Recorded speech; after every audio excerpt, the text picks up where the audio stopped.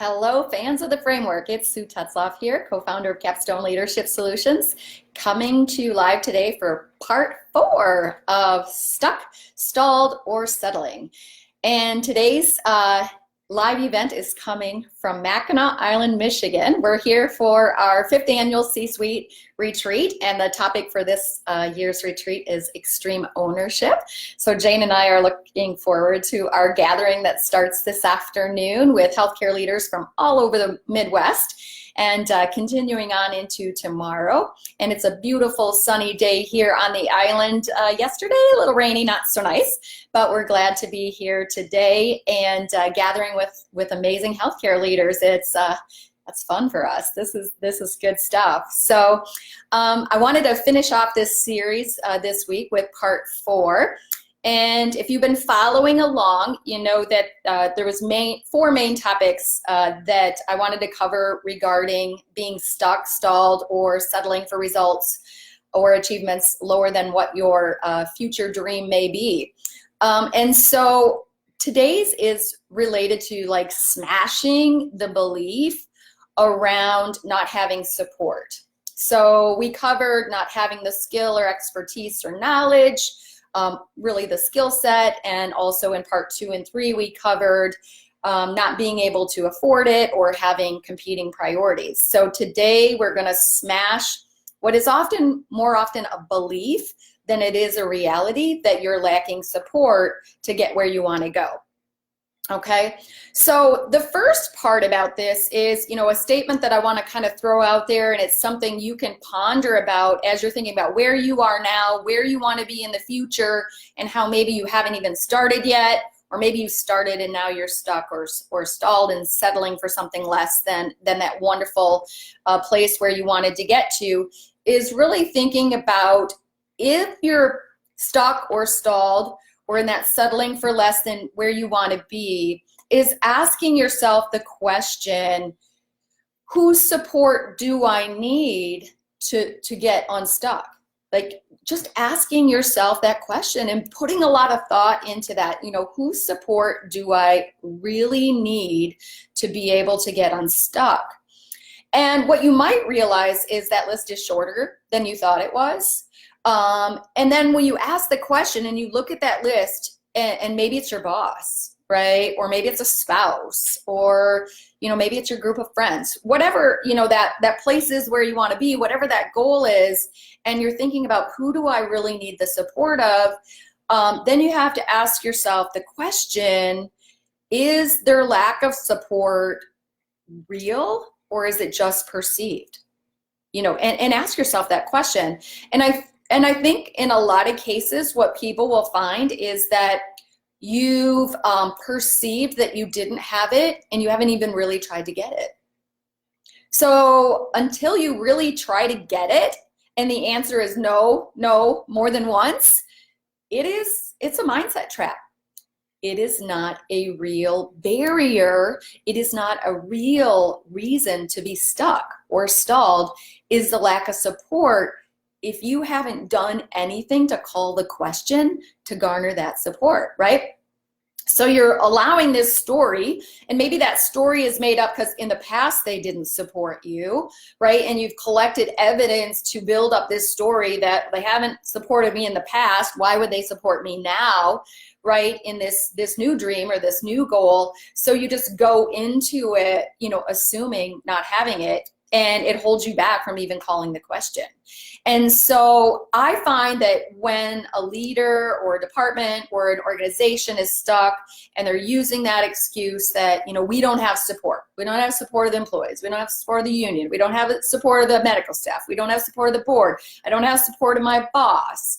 If it's your personal life, your spouse, your family, your friends, whatever, is that, when you're stuck in lack of support, it really, whether it's real or imagined, it reveals how bad you want it. It just reveals how bad you want it.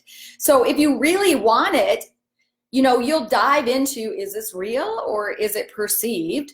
If it's perceived, I'm just gonna, drop it, and move forward without the support.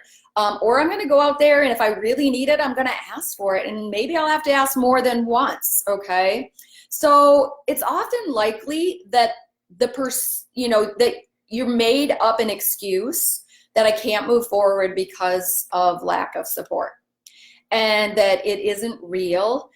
You just haven't been brave enough, willing enough, wanting it bad enough to ask for the support if it's really needed. Okay, so if the support is really needed, like you can't go it alone, if the support is really needed for you to proceed, don't check out before calling the question to whoever you need that support of, and asking directly for the support. And maybe you have to create a great business case for them to say yes, right?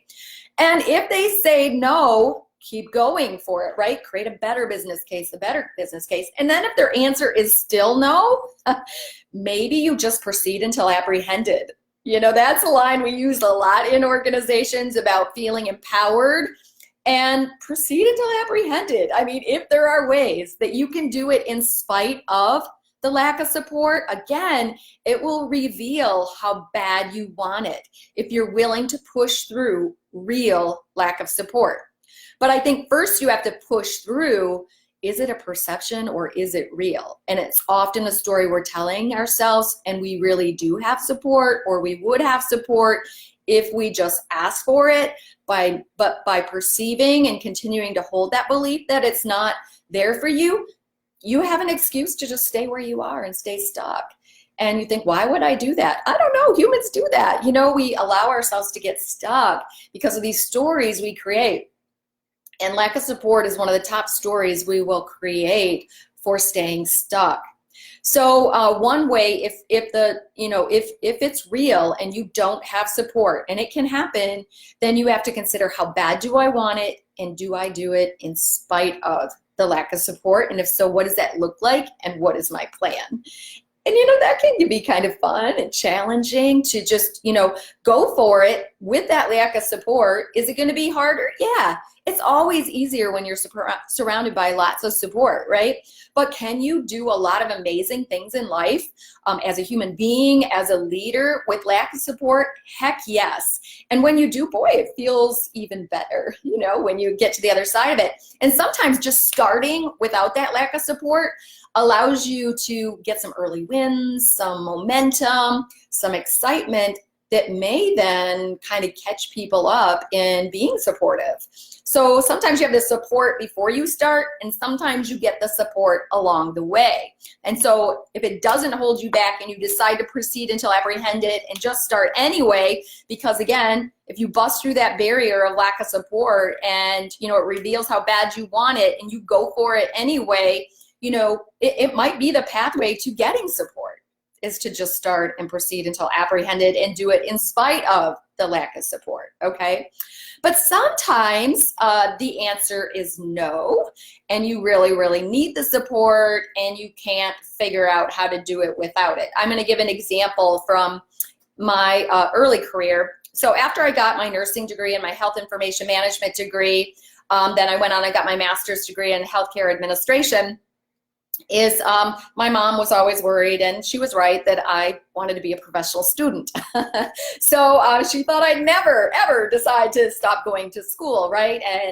And put all of this education and knowledge to work. So of course, after I finished my master's degree and started to work in healthcare, my first job was as a vice president in quality and risk management, and in the administrative office. And I started to get really interested and excited in healthcare law. I started to work with negotiating physician contracts, union contract, employment contracts, dealing with malpractice and tort law claims and things like that. And I was like, wow, this body of knowledge in healthcare related to law in so many aspects. There's just so many variations of it. It really excited me and interested me. And guess what? I thought, I want to get my law degree too. So that was my next, adventure, where I was thinking, I want to get my law degree. So I thought, well, geez, I already have, a ton of student loans for all of this other education that I'd received along the way. And so our hospital had a program for educational support for advanced degrees. So one of my peers had applied for that to get his doctorate degree, and I thought, well, I'm going to apply too to get mine for my law degree. So my peer got approved and I got denied for that educational support for that degree. So, you know, that lack of support really revealed how bad I wanted it, because I didn't go on and do it, right? I didn't go on and do it. I thought about it and I thought of all the different ways I could do it in spite of the lack of that support from my employer from an educational perspective. And I thought about it, and it revealed to me that no is, how bad do I want to fight for it? Am I going to go after it again? Am I going to find other ways to fund it? Whatever. So sometimes that lack of support or that no calls into that question, how bad do you really want it? So sometimes we're held back not even asking the question, can I get your support? Because we don't want it really bad. But even when you think you do really want it bad and you go ask for support, and especially if that answer is no, then, you know, it causes you as a human being to go, how bad do I really want it? Maybe that isn't my dream. So I'm here now and I see this future state, but maybe I need to gain clarity on that, because you know, I'm lacking that support, and it's calling into question, how bad do I want it, or do I want to change the picture of what this future can be? So sometimes lack of support can be clarifying or cause you to dig in. And even if you're stuck in, I'm telling myself a story that I'd never get support by that, you know, it's still calling into that question, how bad do I really want it? Am I willing to really ask for it, and maybe ask for it more than once? And you know what, really, I could have proceeded without permission of my employer or my boss for that decision to go to school to get my law degree. I didn't need their support or permission, right? I could have found other ways to do it without it, but it called into that question to me, how bad did I really want it? So again, sometimes a no is, you know, for somebody not supporting you is actually a challenge for you to question that clarity about, where do I really want to go and how bad do I really want it? So, and you know, the reality is sometimes our boss, our employer, our board, our whatever, you know, all these people that we say we don't have support of, you know, sometimes it really is real, right? Sometimes they will tell you no. You know, you can't always get a yes, right? It's not always going to be a yes. But what are we doing to try to get the yes if the support is truly needed to move forward? And whether we're willing to keep fighting for it. When I was a senior leader for, you know, almost 20 years, I was a leader of leaders, you know, and at any one time I might have 14 department managers in a hospital reporting to me. And they would meet with me, you know, for things that required support or approval from either my level of leadership or even a higher level, whether that be the medical staff, whether that be the administrative team, whether that be the board, to maybe move forward towards something that they want to accomplish or change in their department or whatever. And you know what? I would say that, you know, and I don't think I'm misperceiving this, is, you know, I believe I was considered a supportive leader, that my team, my leaders felt supported by me. But that didn't mean my answer was always yes to them, folks, right? That my job was to tell them no when the business case or, you know, when I couldn't decide and it wasn't revealed in them that that's really what they wanted, what they needed. Like if they were just coming in blanketly looking for support for just, you know, something without putting the thought and the preparation and the business case behind it, you know, I was not helping them and supporting them well to get where they wanted to go if I didn't require them to do the work to get the support and get the yes, right? You know, I didn't delay things just to delay things. You know, I wanted to call into that question and reveal to them how bad did they really want it, because that reveals how bad they're actually going to work for it, right? So if they get the yes and they want it really bad, guess what? I know they're going to do what they need to get from where they are now to that future state, because I can tell how bad they wanted it by how they ask for the support. So if you're perceiving lack of support, and, I don't think they, followed up and said, well, I'm never going to ask Sue for anything again or her support for anything again because she told me no twice before, right? They didn't stop asking, right? And you shouldn't stop asking. If you really want to take your department, your organization to a higher level, if you want to take your health to a higher level and you need support to do that, don't stop asking. Don't stop creating that best business case to get that support. And just because somebody told you no in the past shouldn't be a reason, or even if they've told you 10 times in the past, it should not be a reason to cause you to be stuck or stalled or to settle for where you're at. And then sometimes that no just keeps coming at you. No, no, no, from those people that you really need support for. And then you just ask yourself can I do it in spite of the lack of support? If I really want it bad enough, can I proceed until apprehended? What can I do with, my span of control and my autonomy that has been given with, that I have, and just move forward and then maybe gain the support later as I've made some progress and I've already started collecting some wins that support my business case for that bigger level of support if it's really needed. So to close up this series, I just want to remind you again that, there's a lot of reasons that we get stuck, stalled, and settle for less than where we want to be or results we want to have, whether that's personally or in our organization. And I've only covered 4 of them, 4 really common ones. But I hope it's helped you consider and think about, if you're in a place where you're short of where you want to be, that you have some goals out here, some visions of this place, this, wildly successful future state, and there's a gap. And maybe you're just dabbling in that gap, or maybe you haven't even stepped out into that gap to close, the space between your current state and that future state. Call in the question, where are we short on skill set? And where can we get it if we don't have it? And often it's available to you out there.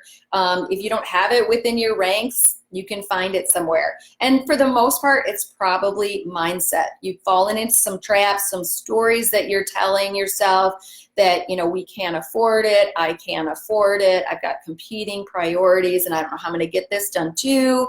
And then also, this idea of lack of support. And if you're falling into those mindset traps, there's a high likelihood that you can just smash right through them and do it in spite of it and call yourself out on it, that it's just a story that you're telling yourself. It's not a reality. It's just allowing you to stay stuck. And let's get unstuck, right? Let's get to this wildly successful, amazing place by, just reflecting and considering, is this real or is it perceived? And figuring out what you do to get on the other side of that so you can bridge that gap between where you are now and where you want to be, and proceed until apprehended. So it's been a real great time covering this 4-part series with you and preparing for it and giving this deeper thought and thinking about stories in my own life and career. And I'm really delighted to be sharing this 4th episode here from beautiful, amazing, historic Mackinac Island, where I'm just really excited about our couple days ahead with an amazing gathering of healthcare leaders at our 5th annual C-Suite retreat. So if you're new to Fans of the Framework and you're not very familiar with our work, you might want to check us out on capstoneleadership.net, where we've got all things Capstone there, about all the services we provide, all the help that we can assist you as either a department leader and healthcare division leader, or even the head of an entire organization or system. We certainly are committed to inspiring and equipping others for positive change in healthcare, and there's lots of ways that we can be helpful to healthcare leaders and organizations. And we look forward to more of these live events in the future, where you can learn more about the tactics that we're using to help organizations and departments achieve even top-ranking, award-winning results. And we love celebrating that kind of progress with our partners. So have a great rest of your week, everyone, and I hope you find yourself in a beautiful, wonderful place this week and gathered with amazing people, because Why not? Why not? Thank you all.